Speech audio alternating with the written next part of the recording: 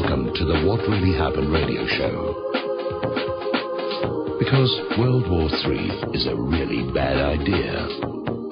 Here is your host, Michael Rivero. And aloha, America. Welcome to our show today, and we've got a lot of stuff to talk about. It is Thursday, July 23rd, 2015. Let's get that out of the way. The phone lines are open, 877-300-7645, 877-300-7645. Don is in our control room, I think. I haven't checked with him yet.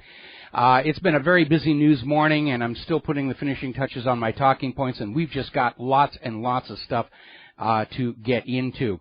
So starting right at the top, Turkey has now given the United States government authorization to launch airstrikes against Syria from within Turkish territory, which means the U.S. is going to go on bombing Assad's infrastructure and claiming it's an innocent mistake, and airdropping weapons and food and other supplies into ISIS and claiming that's an innocent mistake, but at least they won't have to fly quite so far necessarily to get that. We are also hearing that Turkey is sending its own fighter jets to the Syrian border after a soldier was killed by gunfire. They don't exactly know who pulled the trigger, but it came from Syria, therefore they're the bad people. And on top of that, Turkey is now acknowledging that they are firing artillery into Syria. It looks like they're cranking up the full-on war in Syria for real right now. And just claiming the Syrians made us do it, Mommy. That's why we're sending our tanks into their territory. Now, there's an interesting little story that is not getting any coverage here in the U.S. This is in the Telegraph over in Great Britain. British troops are on their way to Saudi Arabia to train the Syrian rebels. Now, the phrase Syrian rebel is a misnomer. Most of these are hired foreign mercenaries. They are not Syrian. 90% of the so-called Free Syria Army are, in fact, not from Syria. And this means Great Britain is now running training operations for these mercenaries to use against Syria in 4 countries, including Turkey, Qatar, and Jordan. Saudi Arabia is the fourth. Meanwhile, here in the United States of America, the corporate media is going on about Bill Cosby and Kim Kardashian and, the Confederate flag and all this other nonsense out there. Because they are really just cranking this up. The U.S. has been trying to get Assad out of there and replaced with a puppet ruler for going on 4 years, and I guess they just said, well, if he's not going to go, we'll just have to go in and pry him out of there. Meanwhile, a little flashback, not too long ago, the Pentagon sort of shuffled their feet and looked ashamed and admitted that they had somehow misplaced $500 million in weapons that are now in the hands of Al-Qaeda and ISIS. And honest, it's just an innocent mistake. It's your tax dollars. The weapons went to the people we're being told are our enemy, justifying bombing countries we're not actually at war with. And the Pentagon is basically shrugging their shoulders. It's not like on September 10th, 2001, where we were caught misplacing, $2 trillion. This is only $500 million. I don't even understand why you guys are just kicking up a fuss about that at all. Now, the U.S. is celebrating the fact that Iran is nuclear-free and will be kept so, which that was never really an issue. It was just propaganda. But even as the world acknowledges that Iran is being kept from obtaining nuclear weapons, the U.S. is deploying nuclear weapons all over Europe, the latest to Italy. And they're deploying these new B-61-12 guided nuclear bombs. They had a test flight from a Boeing F-15 Strike Eagle over in Nevada, and they're now already deploying it over to Europe, 200 weapons stored in Germany, Belgium, the Netherlands, Turkey, and now Italy. But we want a nuclear-free world. Now, what they want is for the U.S. and Israel to be the only nuclear-armed states, and everybody else just rolls over, puts their paws in the air, and waits for a belly rub, I guess. The U.S. government has now reinstated arms sales to Bahrain, despite the obvious and rampant human rights abuses. The government of Bahrain is a dictatorship, but they're buddy-buddy with the U.S. dictatorship, so they're going to get the weapons to use on their own people and anybody else they feel like. Now, getting on back to the situation with Iran, it turns out that the people working to derail the Iran deal have tremendous financial resources behind them. And it's totaled up by this article over in Global Research. There is a $145 million cash pool, slush fund, whatever you want to call it, that's there to pay bribes, to do campaign donations, to pay for advertising, to try and, over the next 2 months, find some way to kill this deal. And this illustrates what I was saying earlier in the week about how the big bucks go to the professional liars. Nobody pays anybody to tell the truth. You can get the truth for free. But a good lie pays big bucks in the United States of America. Public relations is a huge industry. And public relations is a very polite name for we take money to deceive the public about whatever your policy or product happens to be. Whether you call it public relations or spin doctoring or damage control, it's all still comes down to we're going to lie to the public and fool them into doing what you want them to do, and in exchange you will give us millions of dollars. It's about the only part of the U.S. economy outside of Wall Street that's actually still functioning here. All righty. Now, Obama officials, in an interview with Haaretz, basically came out and said that the U.S. has come to the conclusion that the only deal Netanyahu would approve for Iran would be complete capitulation by Iran and keeping the sanctions in place. That's what Netanyahu wants. A paralyzed, helpless Iran still being crushed by economic sanctions. He doesn't want a deal. He wants Iran broken up. And by the way, Haaretz, we figured this one out a long time ago, that's what Netanyahu really wanted to do. We're going to grab a phone call. DJ in Atlanta, aloha. Welcome to the show. Hey, What's Mike. on your mind? You there? Yes, you're on the air. Hello. You're on the air. Hello. You're on the air. Can you?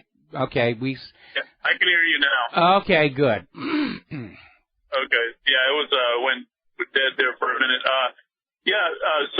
So that news with Haaretz, that was a joke. That's a no deal. Deal or no deal, that's a no deal. But yeah, I called about, I had a couple comments to make about the economy. That's okay to get off topic a little. Okay. I happened to run into someone from the finance world. Their company had got into some Ukraine bond that went bust. And anyways, it was by chance. I don't really know the guy too well, so I had to explain to him. I was asking him why they even got into a position of getting Ukraine bonds, and they were telling me, they thought that it was, a country like, Ireland or someone that would make a comeback, and that, Russia invaded them, and so they were basically way off.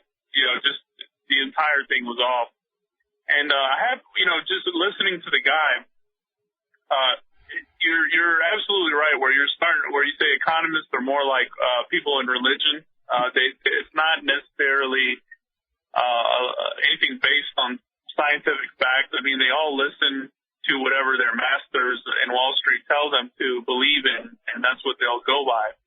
And the one thing that I pointed out to him were bonds are essentially at this point nothing more than a Ponzi scheme, because when you look at bonds, they're typically backed by tax dollars or something of value.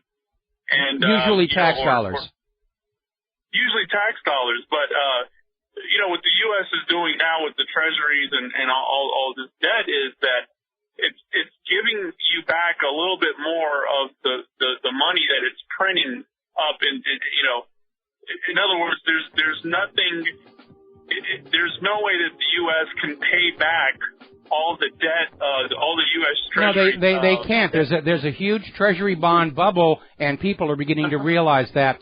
DJ, got to let you go for a commercial break. Thank you for the phone call, and we'll be right back. Aloha, America. Welcome back to the show. And before we take this next phone call, quick story that's kind of developing.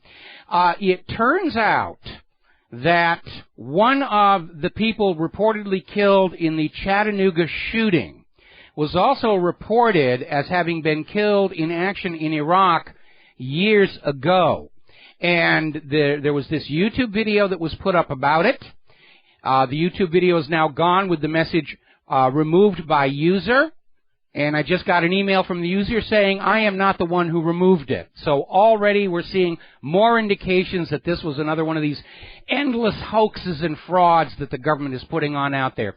Let's grab a phone call here. Wally in Texas, aloha. Welcome to the show. What's on your mind? Hi, Michael. Can you hear me okay? Yes, I can. Okay, great. Just want to reiterate, there's an interview that when you get time, if you would take a look at it, because I was really impressed when analyzing deep down in.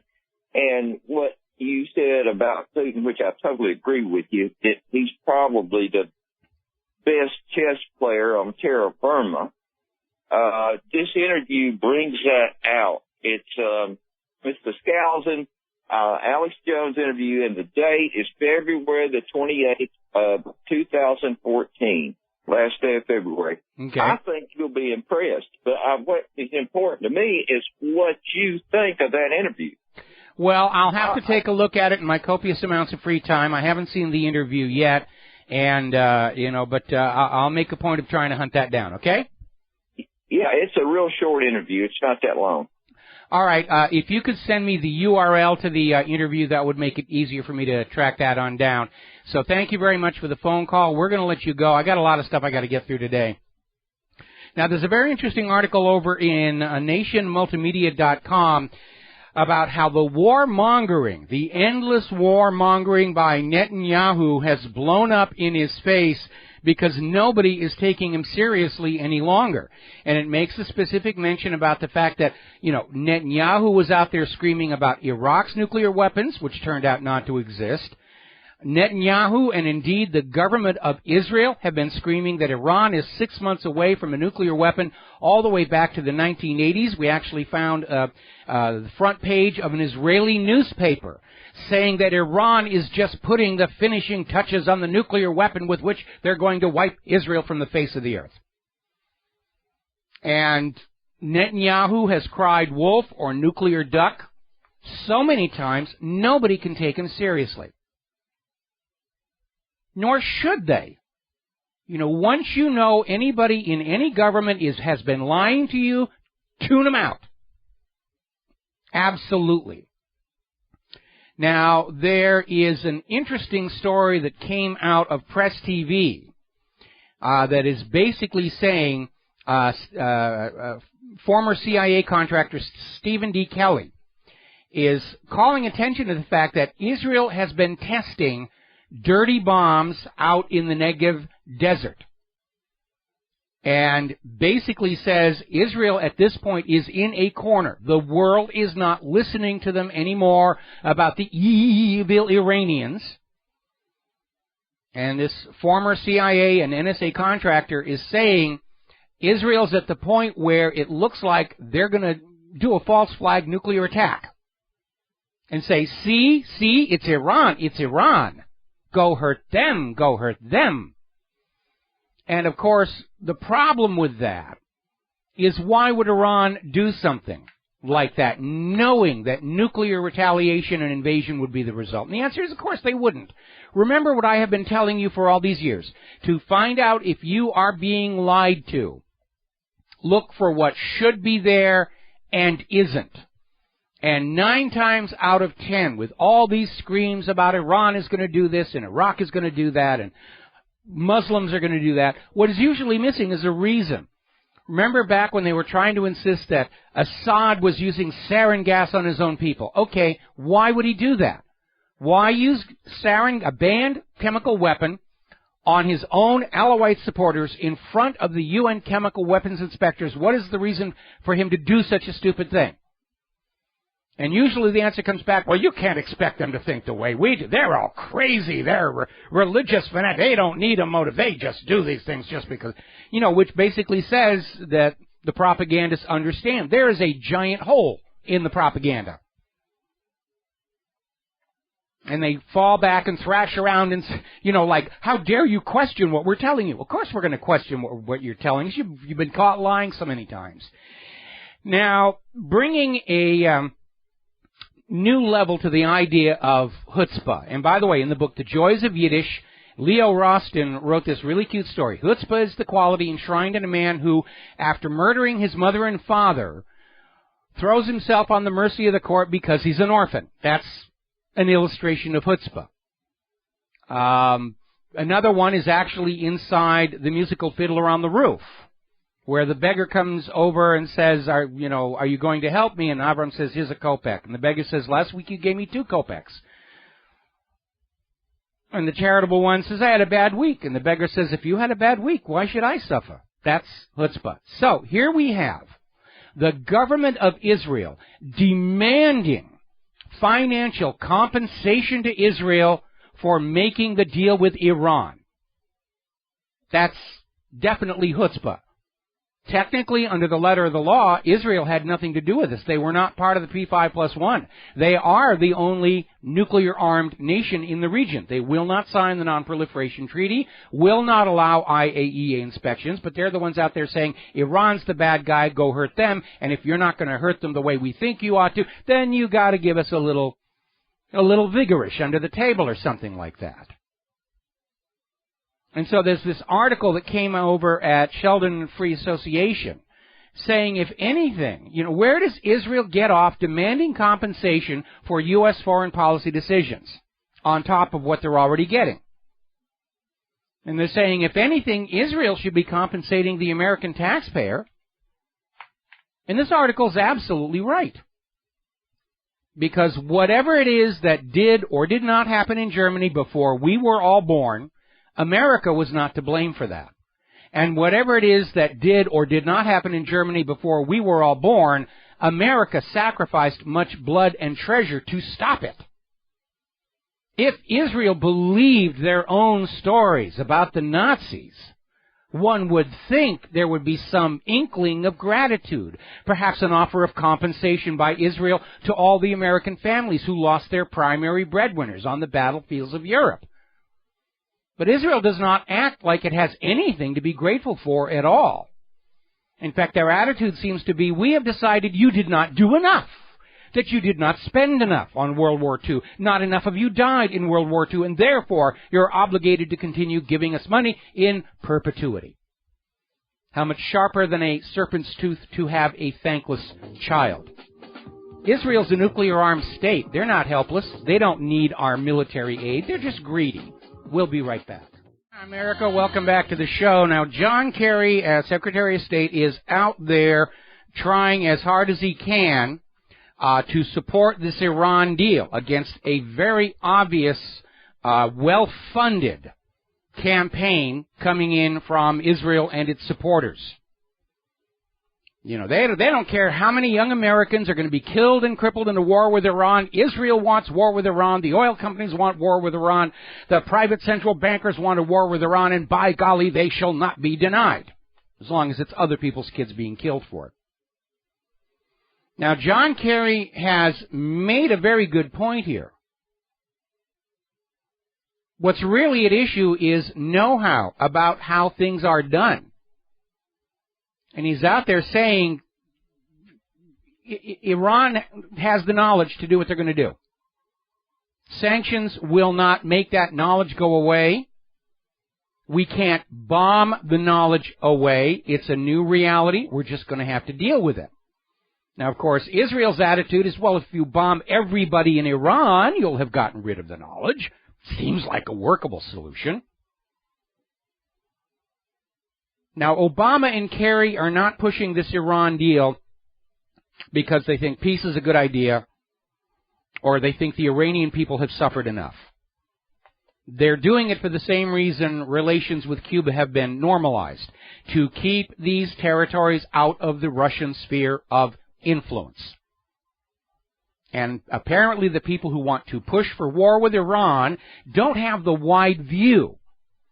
They get a phone call from somebody in Israel saying, we want a war with Iran, and they say, yes, master, and they're off doing what they're doing without realizing that even if we set aside the possibility of triggering a true global war with an invasion of Iran, at the very least we're going to drive Iran into Russia's sphere of influence. And that is going to harm the U.S. position in the global economy even more than it already is. Now, down in Israel, they are transferring what they claim are decommissioned Cobra attack helicopters to Jordan to fend off possible attacks from ISIS. Everybody's handing out the weapons like Christmas goodies or Easter candy or whatever here. Meanwhile, Israel's defense ministry, no less, has announced 906 new illegal settlement units will be built in the occupied West Bank, including 296 units right on the outskirts of Ramallah. So Israel's just pushing, and daring somebody to push back. Oh, look what they made us do. And the propaganda is definitely cranking up. Over at Prison Planet, we find our daily dose of Booga Booga, where a counter-terror advisor to the British government has told the Daily Mirror that ISIS terrorists are going to bomb soccer games and rock and roll festivals with drones. We will not be able to stop them. You need to be afraid of the drones coming in. And of course, it might be more credible had not Colin Powell made the exact same claim about Iraq back in 2003. They're just recycling the lies over and over and over again and hoping we won't remember that the last time they told us the same stuff, it was a lie. Except, of course, that we do. Meanwhile, out here in the Pacific Ocean, the Japanese government is ramping up tensions with China. Apparently, the U.S. government is trying to get Japan to provoke China into some kind of a move that can be used to escalate the situation in the Western Pacific. They're desperate to get a global war going before the economy implodes. It's really what's going on over there. And we're in a race between the collapse of the U.S. dollar and the start of World War III for real. That's where we are. Now, the Kremlin has announced they have changed the Russian law. They just put through a new bill that will allow Russia to seize foreign state assets within Russian territory without having to consult with the governments of those foreign states. And this was done to basically bring Russian law up to parity with Western law, especially U.S. law, because the U.S. already has a law saying if we don't like you, we can confiscate your state property in our borders and we don't have to give you advance warning. And so it's kind of a little tit-for-tat going on in there and saying that if the sanctions continue, if Russian state capital continues to be frozen and held, that they will retaliate by grabbing assets belonging to other countries inside the Russian border.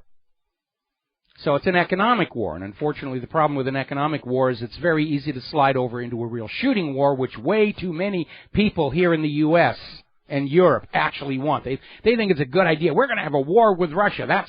That'll balance the ledgers. We'll get rid of all the red ink there, and we'll just dump the debt on everybody else, and everything will be great here, as long as it's somebody else's kid out there catching the bullets on the front line.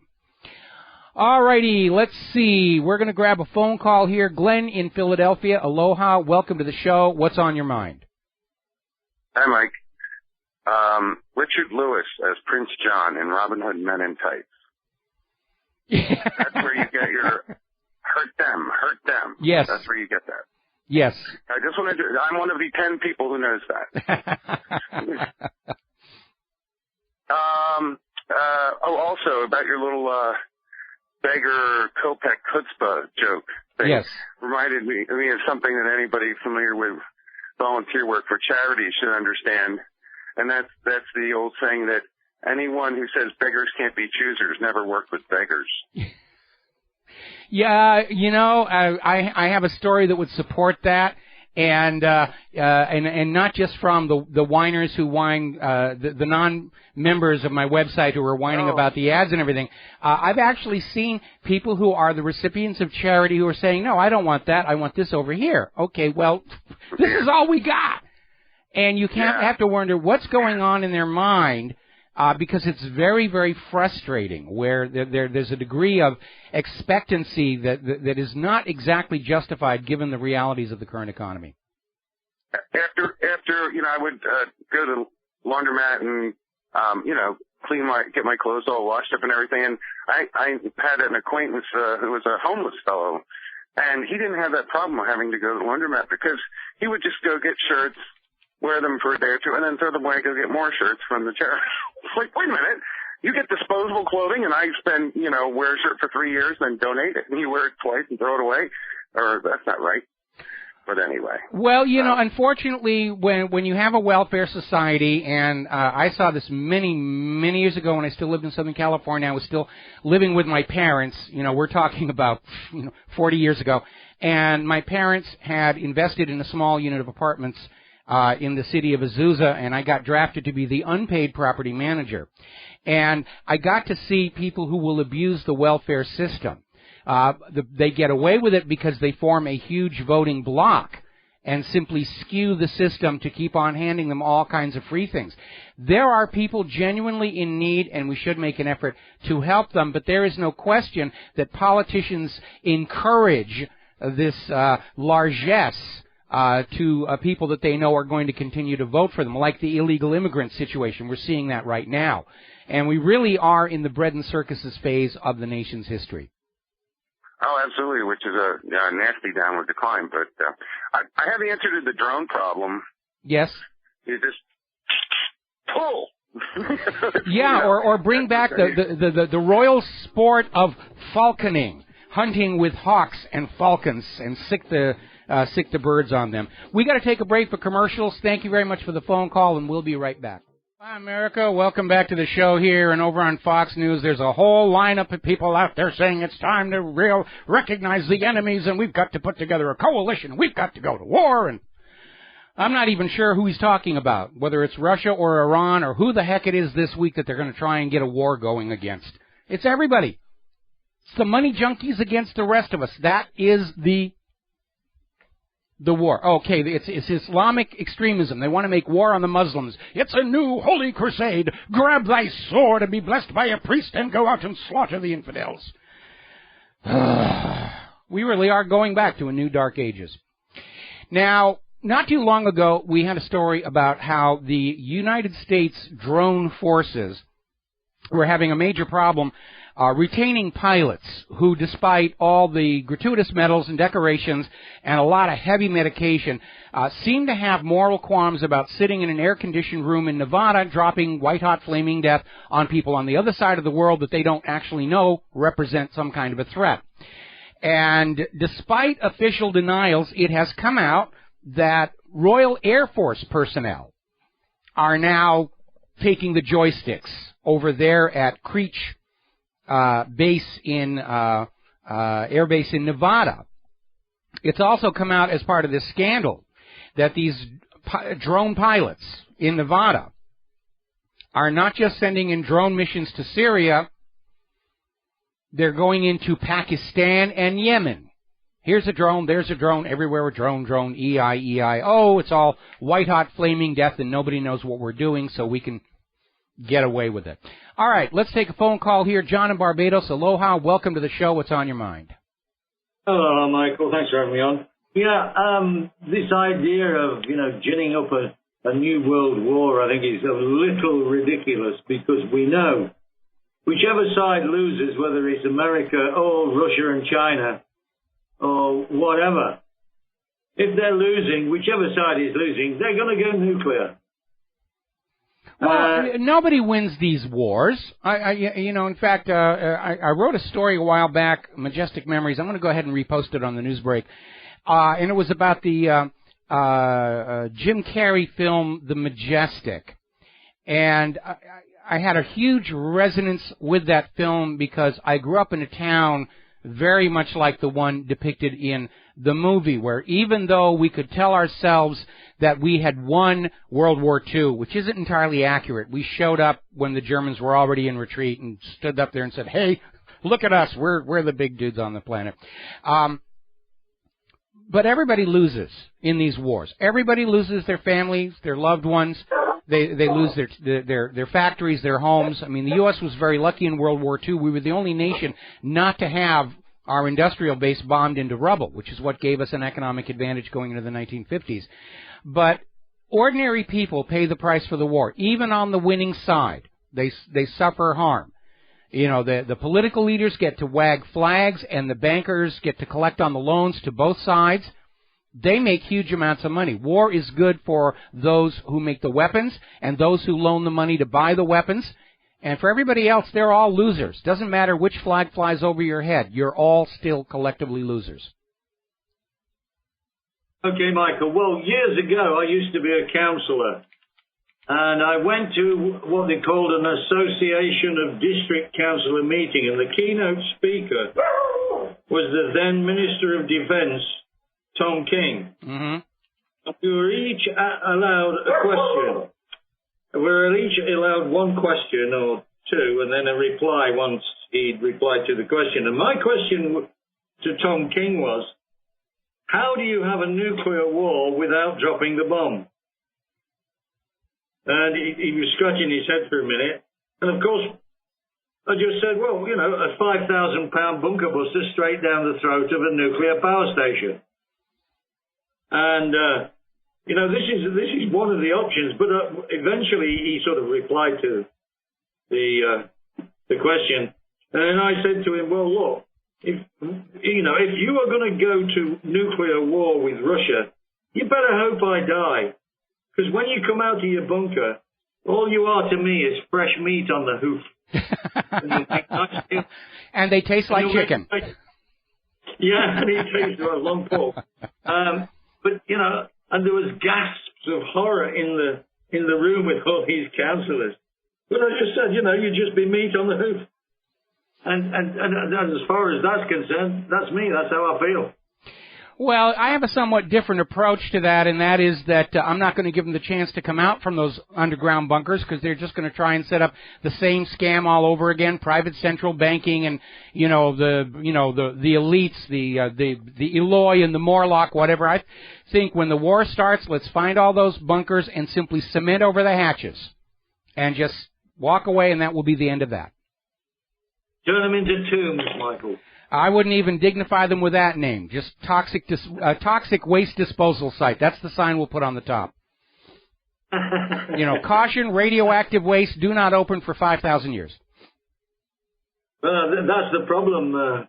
If this war really goes and we do destroy several nuclear plants, which is bound to happen because people who work in the plants are going to be killed and there'll be shortages of labor. And nuclear plants don't tend to run very well on their own. Nothing runs very well on its own. I mean, the myth of automation is that it can deal with an unexpected situation, which wars are full of. But no, they can't. Look at Fukushima, look at Chernobyl, look at 3 Mile Island.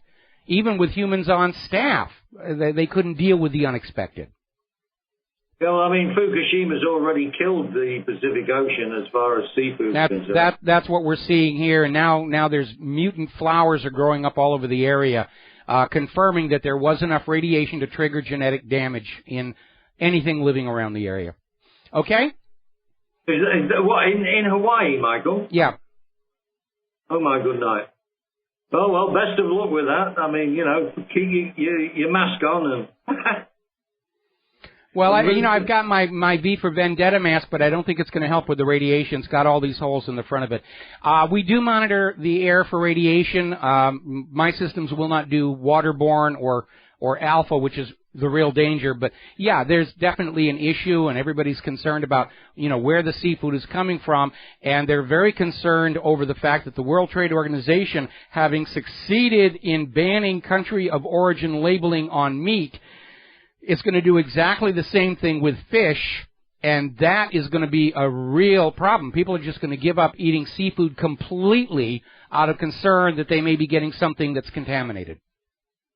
Yeah, the whole, they claim to be environmentally friendly, like climate change, and we've got to stop this climate change. They're pushing.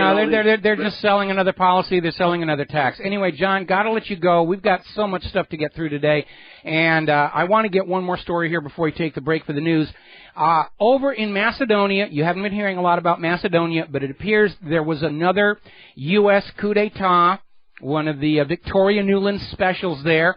Protests, riots, the former government has stepped down and been replaced with an interim government, which is probably already announced. They're going to shackle Macedonia to the European Union. Huzzah, huzzah, huzzah. Another batch of fresh wealth to siphon off for the money junkies over there. Meanwhile, down in Greece, things are getting very, very tense. A lot of protests all over the country. Each new bill coming out of the parliament triggers another round of violence. There have been Molotov cocktails, acts of arson. And here's where it gets really interesting, because careful reading of the Greek constitution says that the Greek parliament cannot legally override the results of a referendum. If the referendum votes no, which they did, the parliament is required to support that, not reverse it. This makes the agreement, the bailout deal with the creditors, illegal under Greek law. And if the Greek parliament doesn't want to go along with the referendum, the only legal option they have is resignation or abdication. Otherwise, the people of Greece are going to fire them, which appears to be on the verge of happening over there. Poland has joined the club of European nations saying, we will not send even a penny for the Greek bailouts. You're on your own on this one. Got to take a break for the news, and we'll be right back. And aloha, America. Welcome back to our show. Hour number 2, the phone lines are open, 877-300-7645, 877-300-7645. Now, getting on to some of the economic news, it looks like the Congress is headed for a potential or partial shutdown. The GOP is admitting that all of the government spending bills are stalled, and they're not going to get this done in time for the new fiscal year, because after all, derailing the Iran deal was a much higher priority, because that's what Israel wants. And this stuff about actually running the nation, we had to put that on the back burner, and now they're basically up against the deadline. House Speaker John Boehner is saying they're going to pass another short-term stopgap measure to keep the government from shutting down. And it is a reminder that in their haste to please Almighty Israel, the government is neglecting this place. They're not doing the job they're supposed to do, or at least they seem to think their job is to take care of Israel at the expense of the American people. And somewhere in this negotiation for the stopgap measure, they're going to be bringing up the debt ceiling. Now, over at the website for the U.S. Treasury Department, the total acknowledged U.S. debt has been locked at just a few million below the legal limit for 3 months, which tells us they've gone past the limit. They just don't want to admit it to you. And we're going to hear this thing about we must raise the debt ceiling, we must do this, we must do that. And, of course, that's complete and utter nonsense.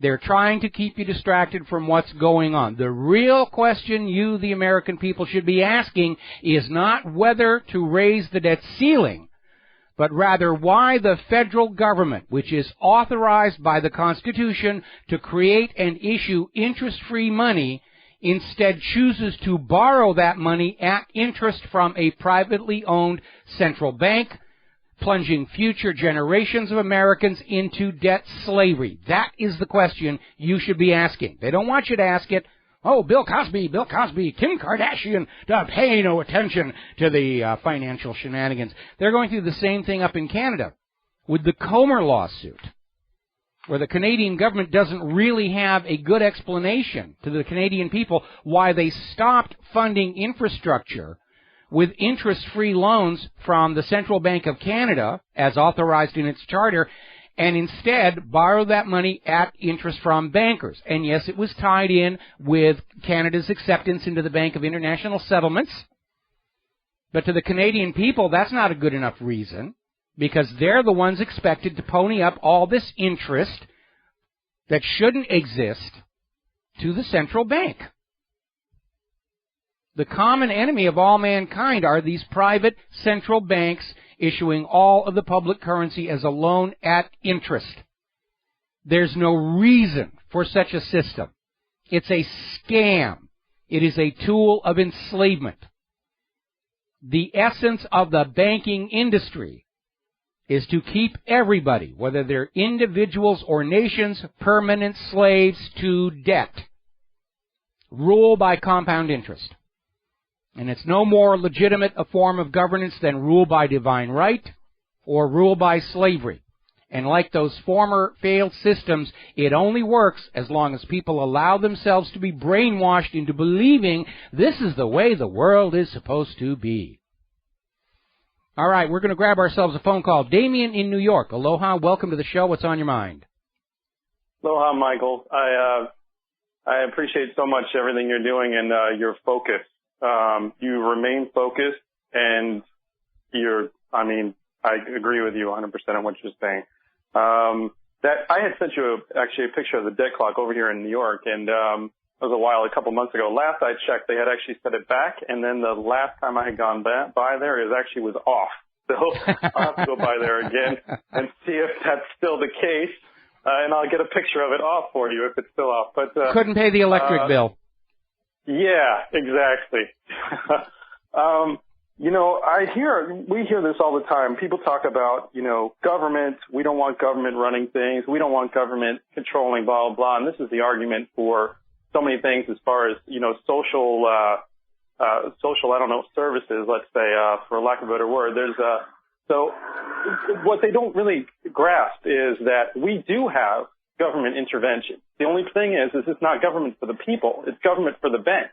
That's exactly right. That's for the bank. That's the problem. We do have government. Yeah, we do have government intervention. We do have government running our lives, but they're not running our lives for our benefit. They're running it for someone else's benefit.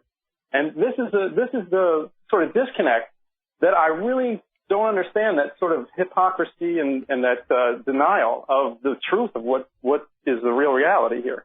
And you talk about this all the time, but this is a big sticking point that I really don't understand when I see these different things about, quotes from Henry Ford and this and that and everything. Well, I'm not asking Henry Ford at all. He's a great man, and what he did was, pure capitalism in the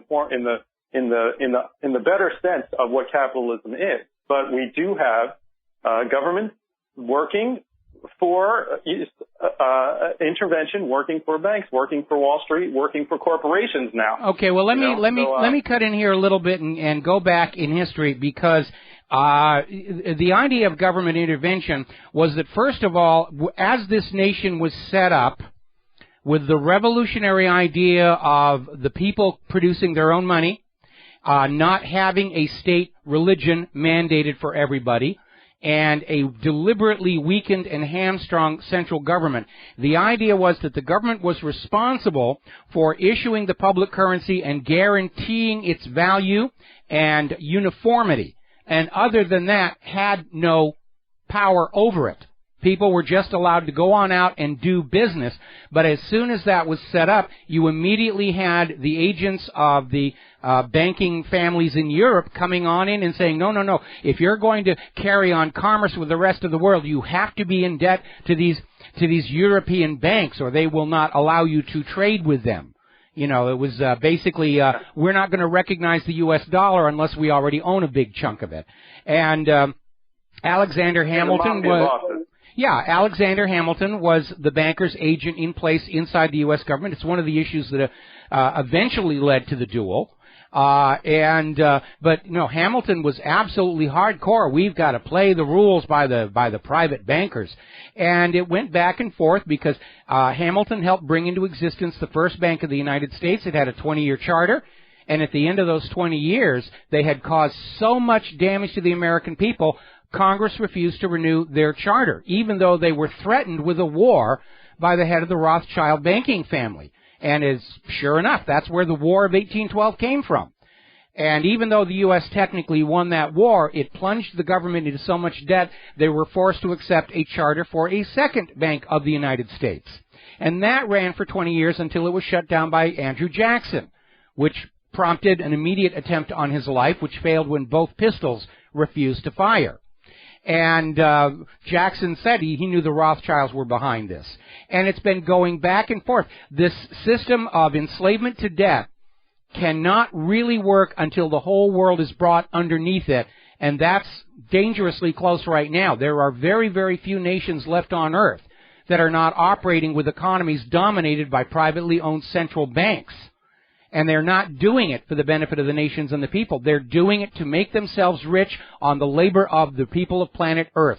They want to live in palaces and temples built to their own everlasting glory, and they basically see the rest of humanity as livestock from which work and wealth can be harvested at will or sent off to war against the other money junkies. And it does seem like, in terms of our psychology and our drive, man has not really advanced at all much from the caveman days. It's just we have different dinosaurs to deal with. All right, so Damien, got to let you go. Got another caller waiting on the line, and we'll be right back. Aloha, America. Welcome back to our show here. We're going to go right to the phones and get through these phone calls, and we're going to start here with Les in Michigan. Aloha, Les. Welcome to the show. What's on your mind? Hi, I'd like to get off the topic just for a little bit there, Mike. It's to do with human-caused global warming. I'd like to recommend a YouTube video. It's Sean Bell's Caravan to Midnight, episode 234. He interviews a guy named John L. Casey. He's a former space program advisor and a shuttle engineer. Mm-hmm. He wrote 2 books, Cold Sun and Dark Winter. And I think if anybody watches this, I think they'll be greatly pleased on somebody that's out there has got some knowledge that's giving a different argument. Well, there's a lot of people out there who are looking at what's really going on. The global warming movement isn't science. It's politics bordering on a religion, and there's huge amounts of money out there trying to continue to sell this because they're expecting to reap a huge profit from carbon trading, selling global warming-friendly products that don't work and are overpriced. And, of course, behind it all, the U.S. government's desperate need for a carbon tax because they're not getting the windfall profits they were expecting from Obamacare.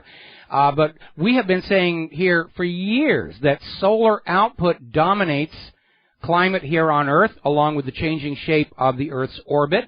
And last week, of course, we had all these scientists come forward and say they now recognize there are at least four solar cycles, and all of the low points are going to be more or less lining up over the next 10 years, and we can expect a new mini ice age. This week, there was a full court press in the media. 2015 is the hottest year on record. It's the hottest year on record. It's hot, hot, hot. We had a snowstorm here in Hawaii last weekend. Okay? I mean, that's the reality of what's going on. We were talking yesterday about this Canadian Coast Guard ship, the Amundsen, that was on its way to study how global warming is melting the ice cap. And it turned out the ice was so thick, they couldn't get to where they needed to go. And then the expedition was called off because they needed the icebreaker to keep the commercial lanes open because the ice is growing thick and fast over there. And so it literally is a case of this full court press to convince everybody that the world is warmer, it's all our fault, and to get us to go along with whatever the agenda is, mostly the carbon tax here.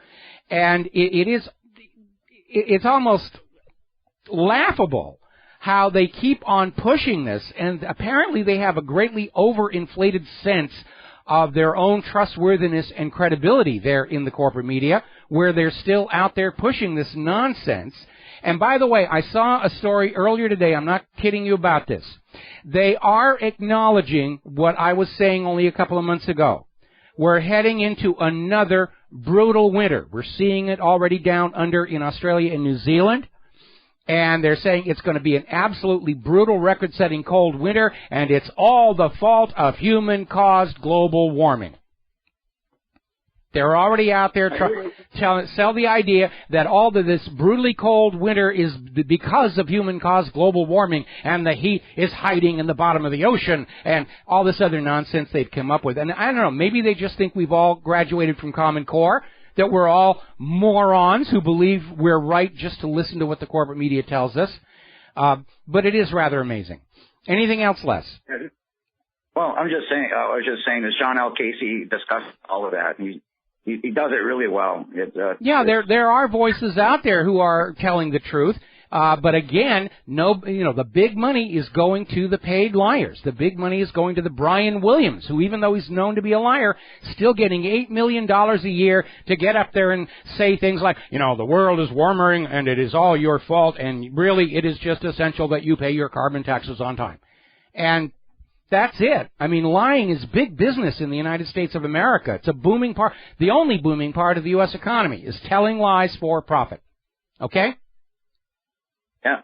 All right. Yeah, remember, Caravan of Midnight, John Bell, episode 234, John L. Casey. Very, very good video. All right. Well, thank you very much. And we're going to switch over here to Steve in Massachusetts. Aloha. Welcome to the show. What's on your mind? Hi, Mike. I don't know if you discussed this today or not about the House passing the bill. I was going to get to it. It's further on down in the list when we get into that section of the topics. But, yeah, that's we knew they were going to do it. We knew they were going to do it. The House has passed a bill that says that it is illegal to mandate GMO labeling on any products in the United States. The American people don't need to know because we, the government, have declared the GMO products to be perfectly safe, even though they're not actually being served at the White House, I might add. And it also bans the banning of GMO crops, completely undermines the will of the people down there on Maui. The House has just passed a law saying you cannot refuse to have these dangerous crops coming into your home, your neighborhood. That's how much of a sellout to these corporations the U.S. government has become. Well, no, it's become as, despite people wanting to have the labels on there, the majority of the people, they're saying, we're going to do it regardless what you want, just like they did with the California vaccinations, just exactly what they did with Greece. People voting no, and they say, well, who cares?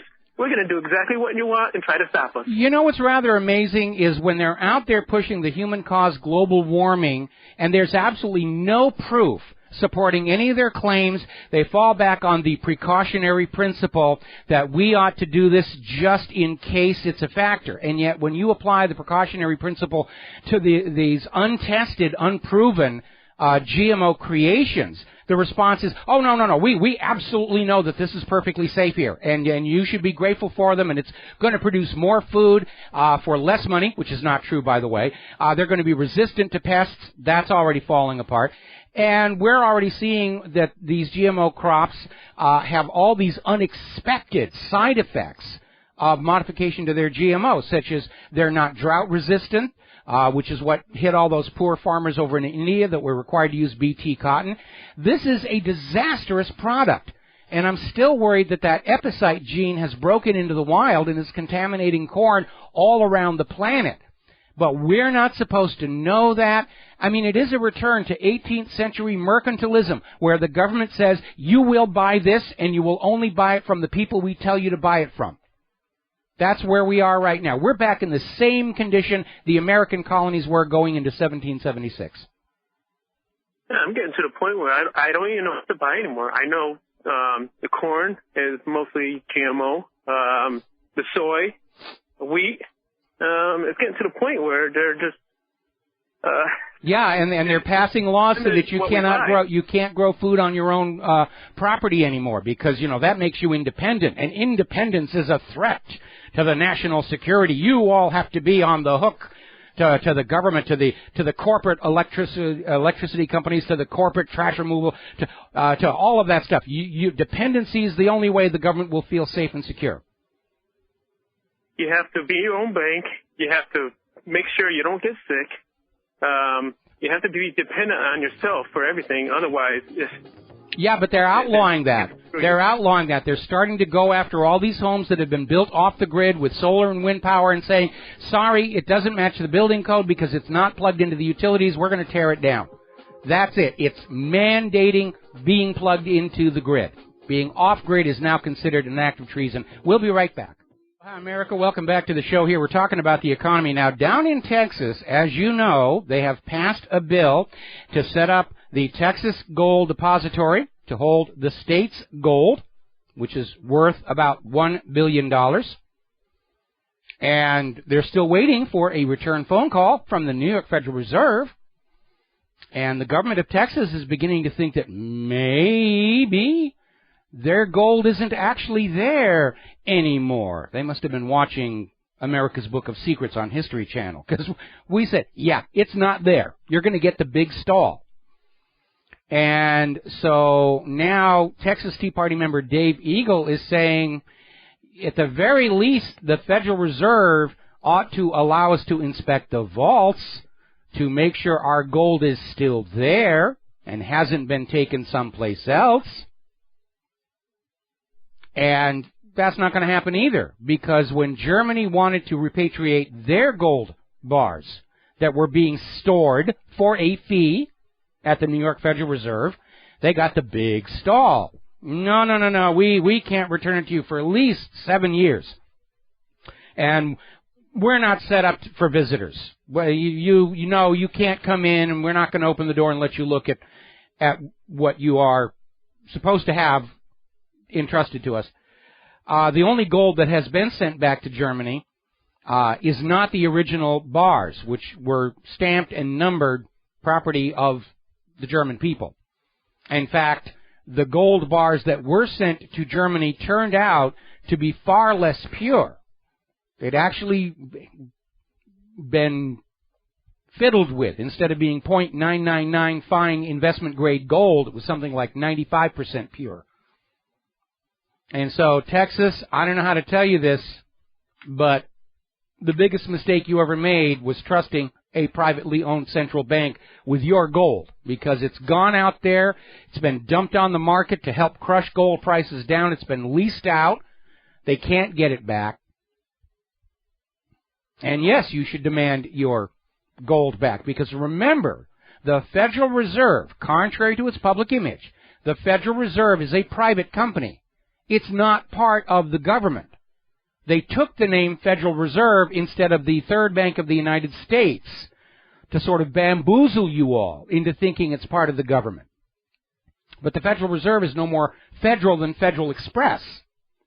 And we have Alan Greenspan on videotape declaring the Federal Reserve answers to no government authority.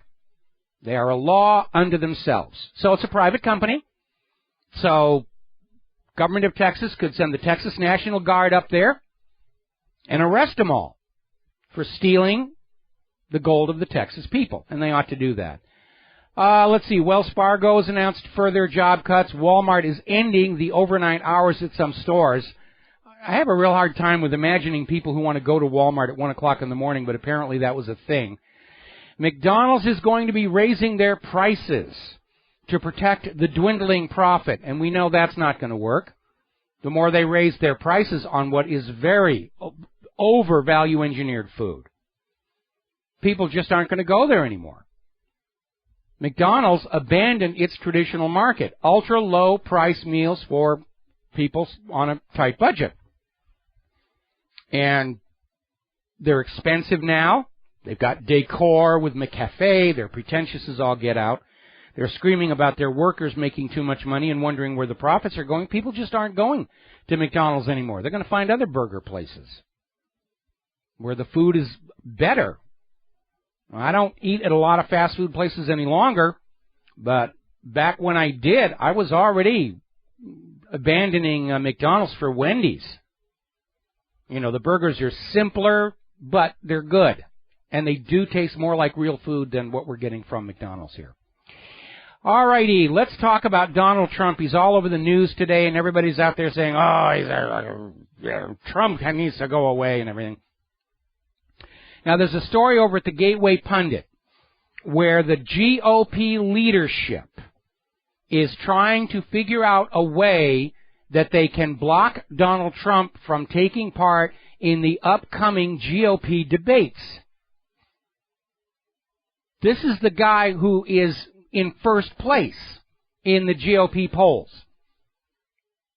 He's got almost double the numbers of the guy in second place, Jeb Bush, and yet the GOP wants him out because he's talking about things like immigration, and he's talking about the economy, and he's talking about he won't play the game by the rules that we just made up, and we will get rid of him the way we got rid of Ron Paul. Now, Trump at this point is acknowledging, he wants to run as a GOP candidate, But if they succeed in kicking him out, he's got the resources to do a third-party run. Trump is saying the Republican National Committee has not been supportive. They were always a supporter when Donald Trump was writing campaign checks. But now that he actually wants to play in the game, oh, no. Donald Trump, you just don't understand how this works. You know, the real power behind the throne decides who the candidates are going to be, and you're not welcome. You are not invited. Now, here's what's going on, and this tells you just how terrified the entrenched powers are of Donald Trump. Because if the GOP kicks out Donald Trump, won't let him into the debates, Trump goes third party, he might actually win. He's got the financial resources to overcome the legal bias built into the system against third parties. And if Trump were able to do that and not get shot in the process, that would be the end of the two-party dominance of the U.S. political machine. The fact that they're willing to risk that outcome shows how afraid they have become of Trump and his supporters. Now, Trump is doing some interviews. He's getting a very hostile reaction. Trump was on Anderson Cooper's show, and Cooper was just pounding on him about immigration and how ignorant of the facts that Trump is. And basically, Trump didn't back down, came back to Cooper and said, the problem you're dealing with here is the public doesn't trust you, meaning Anderson Cooper, or the corporate media. And he's absolutely right. And he's out there basically because we all know the polls that have Trump in the lead. And all of a sudden, Anderson Cooper claims to have this little poll that nobody ever heard of before about how, 67% of Americans would never vote for Trump no matter what. And nobody knows where it came from. It's got no provenance whatsoever. And Trump called him on it and said, you come up with all this nonsense and then you wonder why the public is turning away. I'm glad because Trump is back on track with the issues. And hopefully he's not going to get suckered back into personality squabbles again, because he can't win that part. He's got to come from his position of strength, and his position of strength is based on the truth and the facts. All right, we're going to grab a real quick phone call here. Mark in North Carolina. Aloha. Welcome to the show. What's on your mind? Hey, aloha, Mike. Mike, two things.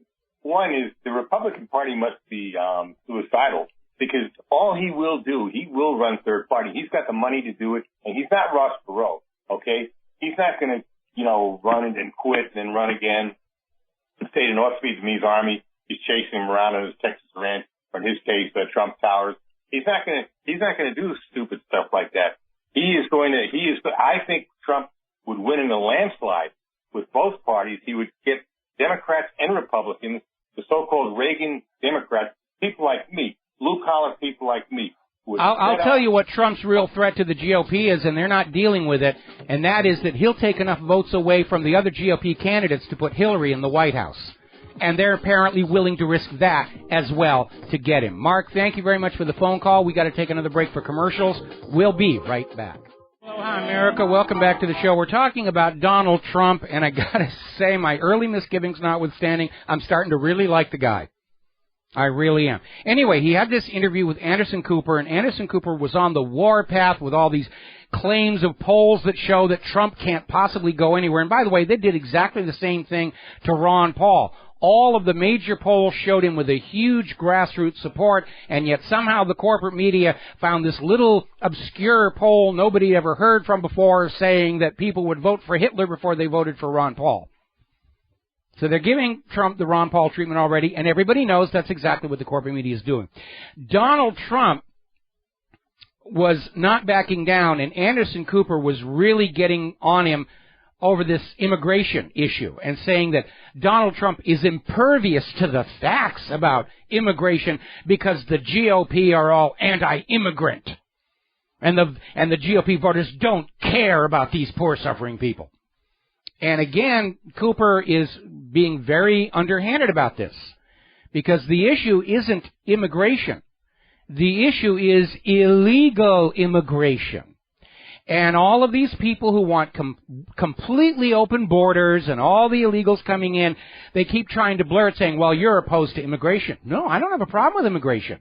There's a legal process to go through, which includes a medical check and a criminal background check.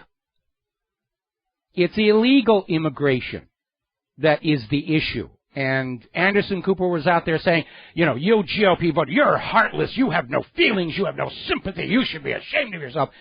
And, of course, it's Anderson Cooper who's unaware of the facts, and Trump called him on it. Now, over on WhatReallyHappened.com, we posted a link to this video. This is Laura Wilkerson. She's the mother of the 18-year-old who was killed by an illegal immigrant. That is the reality.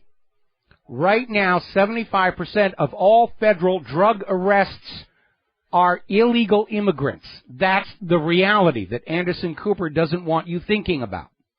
Anderson Cooper is paid to convince you to go along with the agenda of welcoming in the illegal immigrants, many of whom are, as Trump has stated, fleeing prosecution in their own country. Many of them, and this is well documented, are carrying highly contagious, dangerous diseases, which will, of course, be good for business, for the medical industrial complex, because now we have to cure diseases that we thought had been gone a long time ago. Now, the Obama administration has been reacting to all the focus on the crimes committed by the illegal immigrants, and he has declared a new policy goal for the United States Citizenship and Immigration Service. They have to improve customer service for the illegal immigrants. If we can just get to them and hand them all kinds of free stuff, then they won't have to turn to lives of crime. And the news release coming out about this from the U.S. Citizenship and Immigration Service is saying that Obama's new proposed rule would expand eligibility for provisional waivers of inadmissibility based on the accrual of unlawful presence, which is very fancy government speak for the fact that they're here illegally is no longer going to be considered a negative in handing out the green cards. Now, earlier today, the House of Representatives voted through a measure to cut federal funding for the so-called sanctuary cities. Now, these are places in the United States that will not cooperate with the federal immigration authorities and is acting to protect those living in this country illegally. And the House voted to strip federal funding from the cities. Obama has already said he's going to veto it. I still cannot figure out what the purpose of all this is. At a time when our economy cannot support the legal American population, why they're flooding this nation with illegal immigrants who are going out to California, putting additional stress on their water system, stress on the economy for jobs, stress on the medical system. It doesn't really make any sense. Are they really rushing to get to a point where they can knock down the wall between the U.S. and Mexico and say, we're all used to Mexico, United Mexico State, Cali, whatever, and then they'll go after Canada. So for the new world order, it'll be glorious, one nation living in perpetual squalor.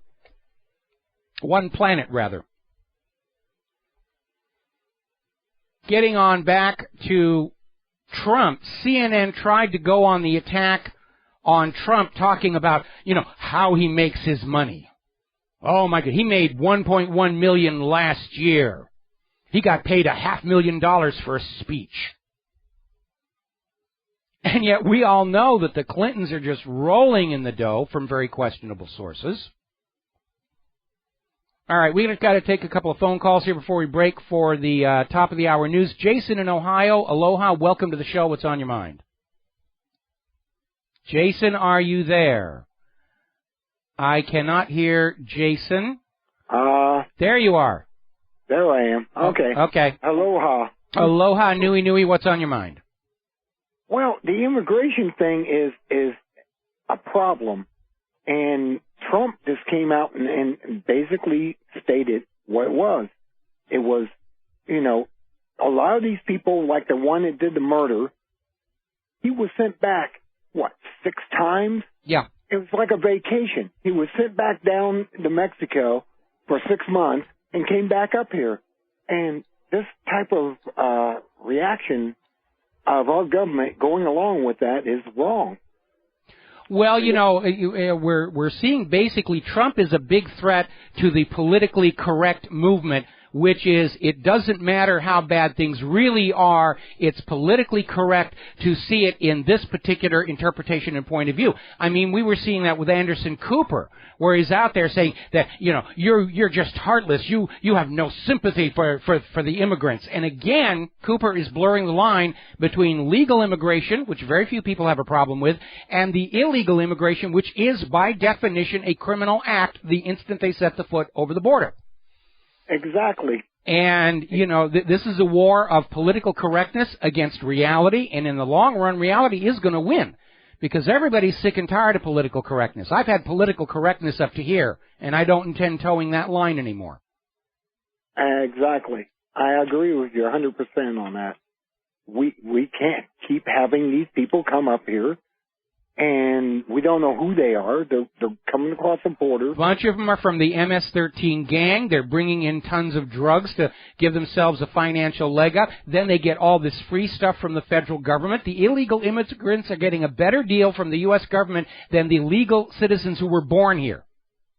Exactly. That's why I was really wanting to ask the question was, why are they allowed to bring up these people who are not born here and treat them like they're, treat them like they're Americans? It can't be for a labor force. We've already got 90 million Americans who can't find a job. They're not going to make an effective army for more wars of conquest. I think it's a combination of Obama's ego saying that, by golly, I'm going to make this happen. This is going to be my ticket to being seen positively in the history books. It could be, simply an effort to destroy our sense of a national identity, so that we are not resistant to being absorbed into a global government. Same reason they're going after the Confederate flag and all the rest of that nonsense, to destroy a sense of an American national identity. Look at how they view any nationalist political movement anywhere in the world as a bad thing. Oh, they're nationalists. How can they be that? How can you put your nation ahead of everybody else? Well, that's kind of human nature and historical reality. They've done that. They've done that in Europe, and now they're seeing in Switzerland, they're seeing women being raped by Muslims. I mean, really? And that I think is a different issue. That's part of the propaganda campaign to get a new unholy crusade going. Anyway, listen, Jason, I got to let you go. We're going to take our news break. And Bob in Great Britain, I'm sorry, I really did try and get to you before the news, but if you'll just stick with us, I'll take your phone call as soon as we're back from our top of the hour news. We'll be right back. Aloha, America. Welcome back to our show here, hour number 3. We're going to go right to the phones here and talk with Bob in the United Kingdom. Bob, thank you for waiting patiently. What's on your mind? I don't really know, Mike. It's the first time I've clicked on your video link, but I've been reading your website for years, and obviously it came up that it was showing live, and there was a Skype option to call in, so I thought I'd give you a call. Well, thank you. I appreciate that. Well, there's a few reasons for calling in. I'm a member of the online community. My name's Rob Mason. You might know me as the Evolving Ape. Ah, yes. I saw a post that you made, was it a week ago or something like that, about how it gets you down when people don't understand how much work you actually put in over and above what it takes for you to survive in order to do this. And I actually do understand that, because that's what I do. And that's what I've done for around 15 years now. So I'll get up, I'll go to my day job, and I'll pay the bills by doing that. What people don't understand is the amount of time and effort and mental strength it takes to come away from that, look at the big picture of what's going on in the world, and consolidate that down into a brief headline or small article, so that people who don't have a lot of time can come in and grab the key issues of the day. So I just wanted to say thanks. Well, Really I appreciate the kind words here. And if there's one thing I like to think that I bring to the discussion, it's an ability to take complicated issues and distill them down into something that is easy for people to grasp, basically get around the jargon and the deliberate obfuscation that is used to mask the financial, political realities going on. And I get a lot of emails from people about various articles I've written saying that, yeah, now they understand what's going on because they're not struggling with a bunch of complex jargon or legalese or governmentese or whatever. And I think it's very important to make what's going on accessible to everybody. So, again, thank you very much for the kind words. Is there anything else you want to add? I don't know. It's a spur of the moment call, Mike. It's, I'm moving into a new era in my life. I've pretty much finished my work, so all right, well, listen, Bob, I'm going to let you go here and call back in again, but I've got a really full list of talking points here I need to get to, so thanks once again for the phone call. Now, getting on back to Donald Trump. Over on Glenn Beck's radio show, they have declared by imperial edict of his Beckness, there will be no mention of Donald Trump whatsoever. No discussion at all. And basically, they're out there, a 100% Trump-free zone, huzzah, huzzah, huzzah. Now, Glenn Beck is basically out there saying that he will choose for you what candidates you should be looking at. You will listen to the candidates that he chooses, and you will not be allowed to listen to the candidates he does not approve of. That's the arrogance that's on display there. And because of that, I posted a link from WhatReallyHappened.com to the website for Trump's campaign just to kick Glenn Beck off and send the message that you do not get to decide for the people what's going on. As a member of the media, you are there to put it all out there. But Glenn Beck's attitude is, and again, we're seeing this incredible fear reaction to Trump because he's out there talking about things that they don't want him to talk about. They want him to be out there talking about abortion and, Planned Parenthood and the Confederate flag and Bill Cosby and all this other stuff. And he's refusing to go along with that. And that's, I think, right there is the core of his popularity. It certainly convinced me, certainly turned me around. Now, kind of an interesting video came out just a little while ago where this guy was going around with these logos of major financial corporations and a list of all the current leading candidates for president and saying which one of these candidates got the most money from these financial institutions. And invariably, the public was picking out the GOP candidates. And then when he tells them they're all wrong, the big money is going to Hillary, and they're all, that's not the way it's supposed to be. The bankers always favor the Republicans. We're Democrats. We're not supposed to be like that. And, of course, that's exactly what's going on. There are lobbyists for Monsanto, ExxonMobil, Microsoft, Telecom, are out there bundling the funds for Hillary. They're bundling the campaign donations. And the reality is that that's where Hillary is getting her money. That and these $2,700 per plate fundraisers. They just had a big one, and she raised something little over $500,000. Ordinary people who can't afford $2,700 for a mediocre meal where they get to bask in the glow of Hillary Clinton, they're not part of the process anymore.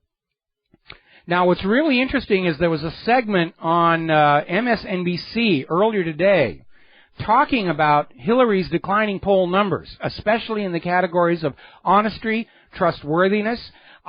She's plummeting in some of the key swing states. And MSNBC is out there saying, how can this be? How can anyone not like the candidate we have chosen for you? We're stunned. We're just stunned at this fall from grace. Well, that's because this election, the voters are not waiting to be told what to think by MSNBC or Glenn Beck. They're going on out and doing their own web searches about the history of Hillary Rodham Clinton, and they're finding reasons to be very concerned about her. Over on CNN, Henderson was out there acknowledging Clinton is doing terribly in terms of being honest and trustworthy. Why are they even asking? She's not honest. She's not trustworthy. They're trying to measure how well they've bamboozled the voters into thinking that she's honest and trustworthy, and surprise, surprise, surprise, the corporate media is failing at that. Because the corporate media is doing terribly in terms of being honest and trustworthy. It's one batch of liars trying to prop up another liar, and they're wondering why it doesn't work. All right, we're going to take a phone call here. Clint in Las Vegas. Aloha, Clint. Welcome to the show. What's on your mind? Yeah, there's one story about John McCain that I had to go digging up. It's still out there, and it was back in 2008 when John McCain's campaign was going broke. And Ron Paul looked pretty darn good. John McCain got on a plane, went to England, and visited a Rothschild castle, and apparently got himself a nice big chunk of Rothschild financing, and all of a sudden he had $100 million.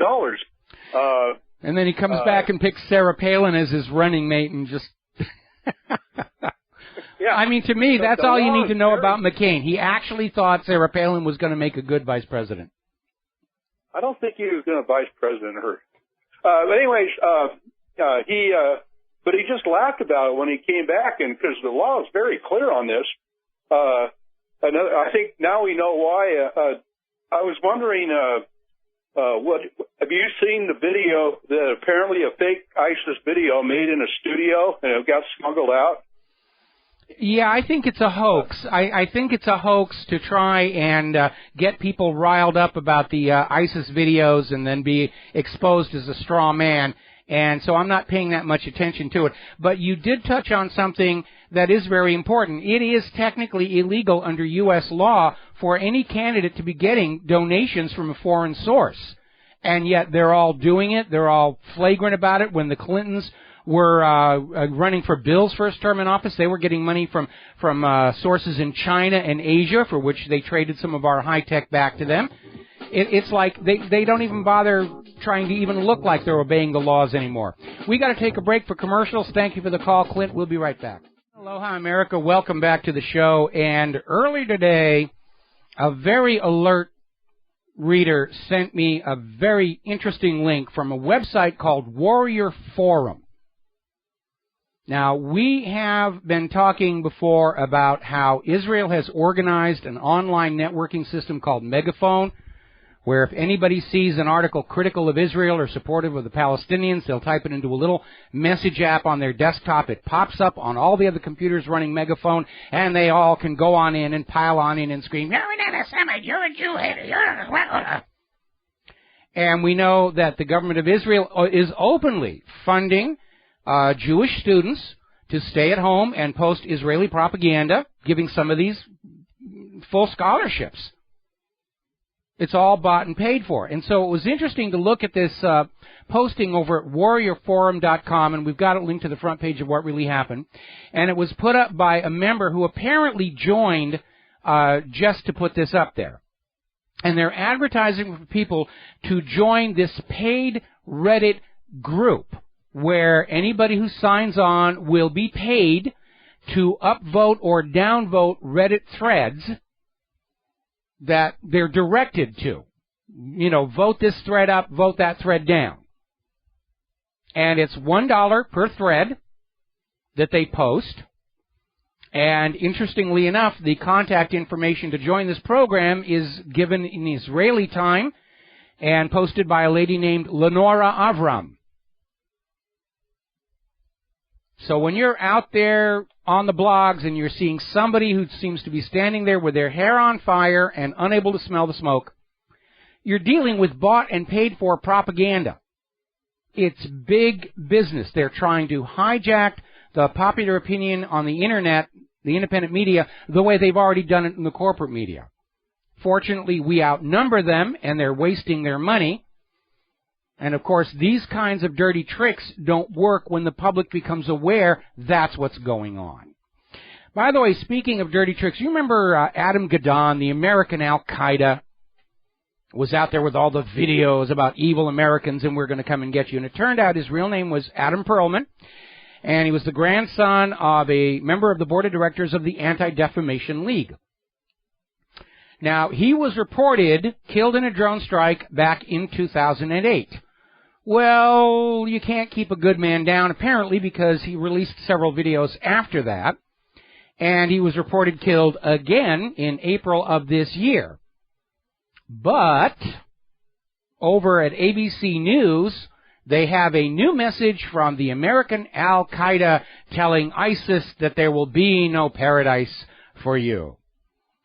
So, Adam the Undead Gadon strolls across the media landscape yet again. Now, the Obama administration has imposed new restrictions on the investigative authority of the Inspector General Office, and basically saying that the Inspector General will have to seek permission from agency heads before getting access to grand jury wiretap fair credit information. And everybody looking at this saying this is simply going to restrict the ability to independently access records, leading to audits, reviews, corruption investigations. Yeah, that's what it's supposed to do.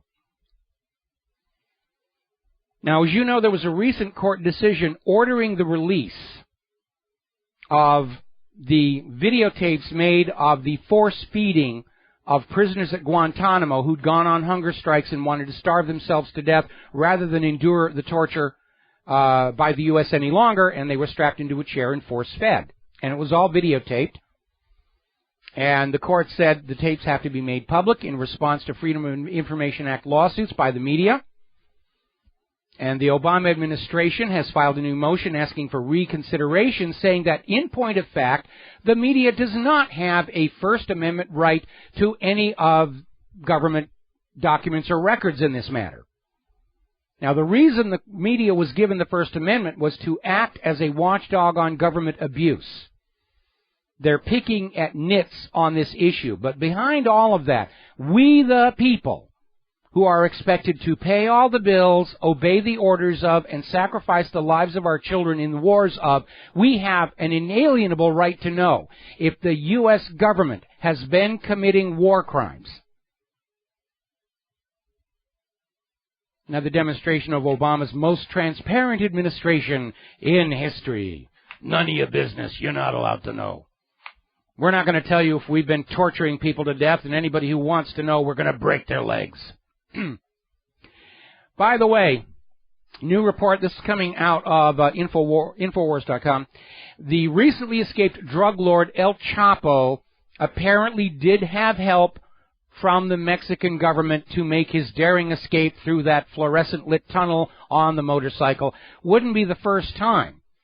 Apparently back in 2001, he escaped a maximum security prison reportedly arranged by then-President Vincent Fox in exchange for a hefty bribe. So Mexico's government is steeped in drug corruption. American government is steeped in drug corruption. A lot of people are wondering, why was he let go at this time? What's he going to be asked to do?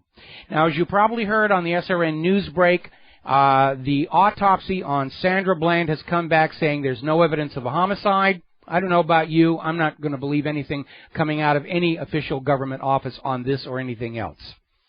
So we'll see what happens on that. Again, to determine if you're being fed a deception, look for what should be there and isn't. And what isn't there is a reason for this woman who was clearly wrongfully arrested. Why would she commit suicide? She's got a heck of a lawsuit coming her way. $1 million payout. Why would she kill herself? It doesn't make sense, and it doesn't pass the smell test. So let's get on down to the Confederate flag. As you probably have already heard on the ourflags.com commercials, there was a black activist in support of preserving the Confederate flag for its historical value.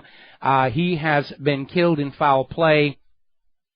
They're looking for who did it. No leads so far. But they're still pounding on this issue. We've got to ban these symbols of other ways of thinking about the government, because the Confederate flag, and by the way, that's not the real Confederate flag.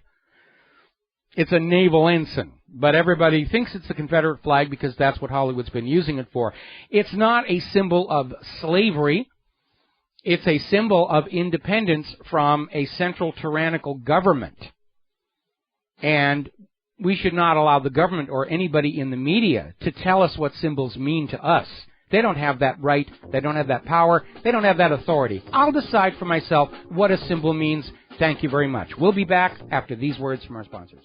Hi, America, welcome back to our show. Now, in the best spirit of George Orwell, we are seeing a movement to erase awareness of this nation's history. Its fight for independence, its desire for freedom, desire to simply go their own way and mind their own business. It's right out of George Orwell. Or, if you want another analogy, remember the Chinese Cultural Revolution when the communists came in and literally obliterated all other history than what the government wanted the people to believe. We're seeing exactly the same thing here with this attack on the Confederate flag, even though it's not really the Confederate flag. The Gadsden flag, they want all symbols of resistance to tyranny obliterated. So up in Connecticut, the Connecticut Democratic Party, bowing to pressure from the state's chapter of the NAACP, you know, the organization for black people that had a white person pretending to be a black running it, those people, that one over there. The Connecticut Democratic Party has officially dumped Thomas Jefferson and Andrew Jackson's names from their annual fundraising dinner. They are persona non grata. They will not be mentioned. They are officially disappeared. They are unpersons, to use the Soviet term, because of their ties to slavery. Now, in the case of Andrew Jackson, they want to get rid of him because he stood up to the private central bankers. They don't want to mention, but they're going to say, well, Thomas Jefferson, forget about all the good things that these guys did. Andrew Jackson and Thomas Jefferson, they had ties to slavery, therefore they will be erased from history.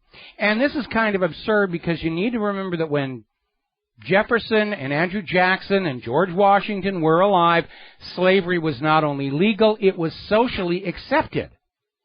And this idea that we are going to go back and demonize people living in the 18th century because they weren't living a 21st century lifestyle shows an incredible degree of arrogance. How dare those people from 2.5 centuries ago not live their lives the way we think they should? There's not much you can do about it. They're dead and gone. We'll erase them from history. So they're going to be out there, you know, on Mount Rushmore chipping away at George Washington and Thomas Jefferson because they had ties to slavery. Well, as long as you're up there on top of the mountain, you might as well take that chisel to Abraham Lincoln because his wife's family were slave owners. Okay? So, well, Lincoln's got to go. Got to ban him there. And that's only going to leave Teddy Roosevelt up there on Mount Rushmore. Going to kind of not be much of a tourist attraction with just Teddy up there, especially since he's shoved in that little nook. Well, we're going to have to take him off, too, because Teddy Roosevelt's mother came from a slave-owning Southern family. And her father, the president's grandfather, was an officer on the Confederate ship Alabama during the war. And Roosevelt's other uncle was the main Confederate agent in Liverpool. See, if you go down this slippery slope, you're going to find reasons to erase everybody from history and get the Common Core version of American history. The United States began, everybody loved it and did what the government said, and they lived happily ever after. By the way, a little reminder for all of you out there saying, we've got to erase the history of those Confederate soldiers. By act of the United States Congress, Confederate soldiers are legally considered American service veterans. And I don't think you want the people you're trying to lure into the Army now to get any more indicators of how poorly veterans are treated by the government because of political correctness down the road. Now, apparently, along with the Common Core mind-destroying curriculum, schools and administrators and the police are starting to use the Virginia Student Threat Assessment Guidelines. In other words, when your kids are going to a public school, they are not being given an education. They are being evaluated for their potential threat against the U.S. government. Watch out, that kindergarten kid could be a threat to the government. We have to put him on watch in his permanent record. All righty, coming up to the end of the show here, let's talk about human-caused global warming. Jerry Brown is out there, fresh from his victory mandating vaccines for everybody, screaming about human-caused global warming and saying we're on the verge of extinction. Humanity must reverse course immediately. You must do what we tell you now or you will all face extinction. You're going to die a horrible flaming death if you don't give us all your money in carbon taxes. Little note to Jerry Brown, we did have a snowstorm here in Hawaii last weekend. July, think about that. July, snow in Hawaii. Think about that a little bit here. Now, according to the Cryosat, which is one of the many satellites put up there to prove human-caused global warming and is actually providing data in the other direction, the Arctic sea ice has regained a third of its volume since 2013. Remember, last summer was the year that Al Gore insisted we would have an ice-free Arctic. Didn't happen. The Coast Guard cutter, icebreaker rather, the Amundsen, which was on the start of a 115-day mission to study how the Arctic ice cap is being destroyed by human-caused global warming, couldn't get through the ice, had to be diverted to keep the commercial trade routes open because the ice is growing that fast. But you will believe the world is warming because that's what we tell you to believe, and it's all your fault. And you will atone for your sins against Mother Earth by paying carbon taxes and buying carbon credits and allowing us to tell you that you have to live in a converted cargo container for the rest of your life. Meanwhile, over at Tesla, it seems that they got $295 million in cap and trade credits, which sounds like, okay, that's what the credits are there for, to encourage energy efficiency. Unfortunately, it turned out that the credits were called for technology that didn't actually make it into the cars, didn't get to the customers. And Tesla claimed the credits between 2012 and mid-2014 and didn't actually provide the service. So they're in trouble over there. All these credits were a get-rich-quick scheme for supporters of the president, Solyndra windmills. Now, as you heard earlier today, the House has passed their version of the bill that basically says you, the American people, have no right to know at all what is in your food. Where it comes from, if it comes from a real animal or a factory or a laboratory or somebody's chemistry set, you're not allowed to know. The poll shows 9 out of 10 Americans want accurate, truthful labeling on what they eat. Polls by ABC News, Associated Press, all of the other major organizations overwhelmingly want labels on genetically modified food. 2/3 of Americans, according to Pew Research, think scientists don't yet fully understand GMOs and therefore cannot guarantee that they're safe. And that is certainly true. These things get put onto the marketplace and then they discover there's a problem, like the extremely tough stalks on GMO corn, or the fact that the pest insects are evolving to tolerate the genetically produced pesticides. They don't know. They're just rushing it out there. And the House just went through and said, no, you don't need to know. Just trust us. Trust the government. We know that you are perfectly safe eating this GMO food. And if you're not, of course, you've got Obamacare that will take care of you when you get sick. And that'll be stimulating the economy over at the medical industrial complex. Now, over in Germany, 100,000 beekeepers have united, calling for a ban on GMOs, having identified them as the cause of colony collapse disorder, which is what we were speculating on here 2 years ago. Got to take a break for commercials. We'll be right back. Hi, America. Welcome back to our show here. Last segment of our program today on this Sure Happy It's Thursday.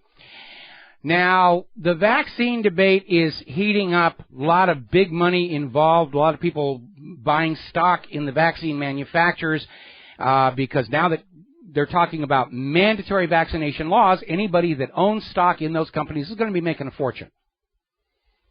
Now, the founder of Facebook, CEO Mark Zuckerberg, is out there taking a public position saying, you have no right to refuse a vaccine. You absolutely do not. You do not have a right over what goes in your body or not. It's ridiculous to think that you would have any right to decide that you do not want a vaccine. Meanwhile, over an Investment Watch blog, we're seeing this other article about this growing worldwide debate over the link between autism and the all-in-one childhood vaccine against measles, mumps, and rubella, the MMR. And here's what's going on. Here in the United States, the corporate media and the government is saying this stuff is absolutely safe. You've got nothing to worry about. And meanwhile, in Europe, these pharmaceutical companies are having to pay tens of millions of dollars in damages to kids who have been permanently harmed by their product. Now, the latest spin we're getting here in the United States of America is that the appearance of a link between the vaccines and autism is that these children were already predisposed to autism and the vaccine just sort of nudged them over the line, but you really can't say the vaccines caused it. That's the latest spin doctoring they're coming out. Meanwhile, down at the CDC, this is how bizarre it's getting. The CDC is telling new mothers they should not start breastfeeding their children until after the mandatory baby vaccines in order to give the vaccines a better chance to work. Now, anybody who understands the biochemistry of mother's milk will tell you there are all kinds of things in there the baby needs. Certain enzymes, hormones, all kinds of stuff that the baby needs, and that mother's milk is essential to the good health of an infant. But of course, it's long been a goal of big pharmaceutical corporations and TV advertising to convince new mothers that what comes out of their own body is nowhere near as good for their baby as this canned and bottled stuff coming out of a factory. And it is nonsense. And now the CDC, which, by the way, it's not a part of the U.S. government, it is a private company. The CDC is out there saying that you, new mothers, should just use formula and not use your own milk until after the babies have had the vaccinations in order for the vaccinations to have a greater effect. They're basically acknowledging that part of an infant's immune system comes from the mother. And we can't let that get in the way of a fast buck.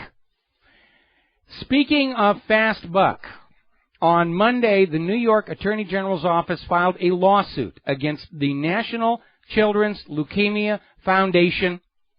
You've probably seen their commercials all over. Apparently, they donated less than 1% of the money they raised for any kind of help to any kind of leukemia patients. It was just another one of these charitable organizations that is, in fact, a private, for-profit, let's make a lot of bucks off the people operation. They're going to try and recover the funds, if possible.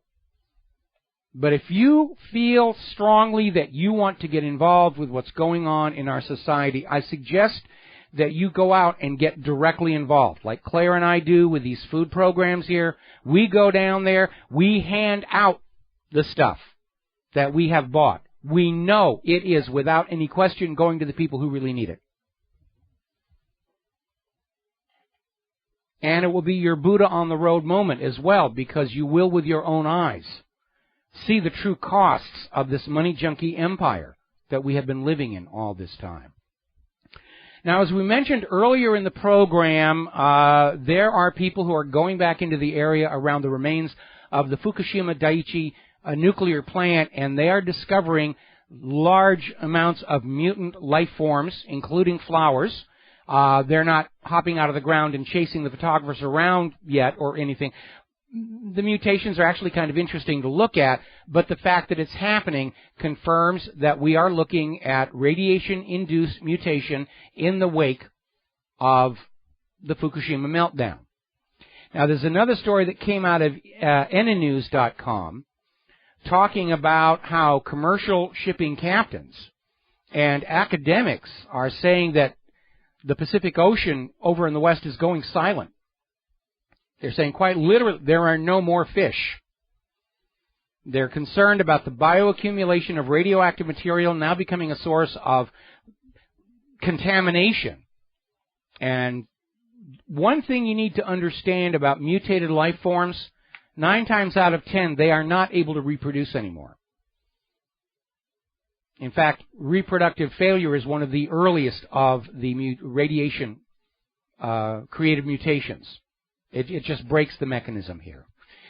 Now, as you're probably aware, there was a 4.0 magnitude earthquake in Fremont, California, along the Hayward Fault, which is famous for being the site of an artificially created earthquake in the James Bond movie View to a Kill. Chris Walken, so forth.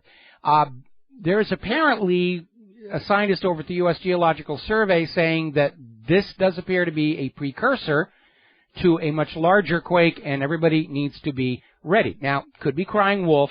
The science of earthquake prediction it's just not there. But on a general basis, if you live in California, you need to be thinking about earthquake preparedness all the time, automatically. Here in Hawaii, it's tsunami and hurricane protection. You got to be prepared. They're going to make fun of you. They're making fun of the preppers. Oh, you don't have to worry. The government will take care of you. And then you point out how badly the U.S. government messed up the aftermath of Hurricane Katrina. And they say, well, you're being, a traitor, pointing out the shortcomings of the government. That's sedition. You will believe the government will take care of you. Apparently, there are some rock carvings that have been studied in the United States.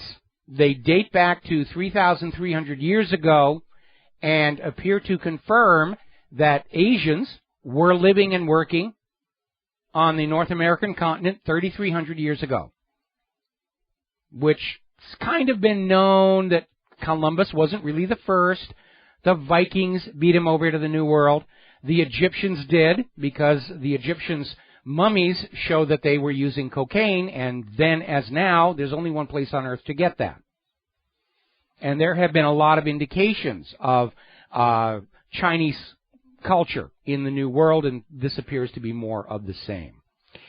There's been another launch from Russia, taking new astronauts up to the International Space Station. We still can't get our own people up there.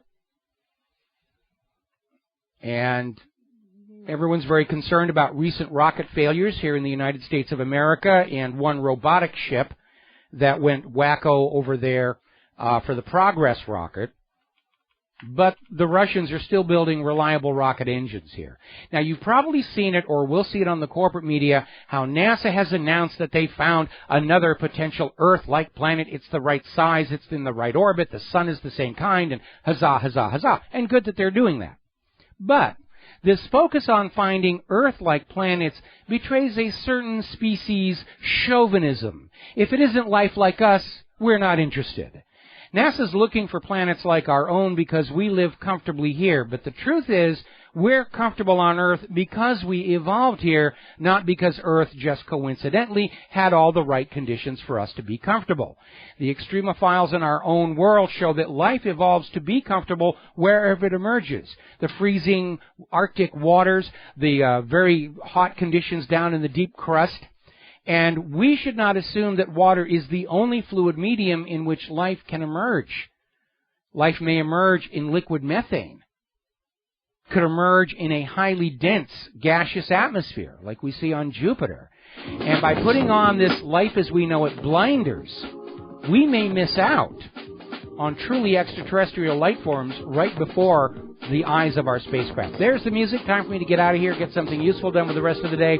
We will be back tomorrow here on the Genesis Communication Network. Until then, stay safe, stay informed, stay skeptical, make good choices. Please share what you know with everybody that you know. We'll be back here tomorrow. Aloha, America.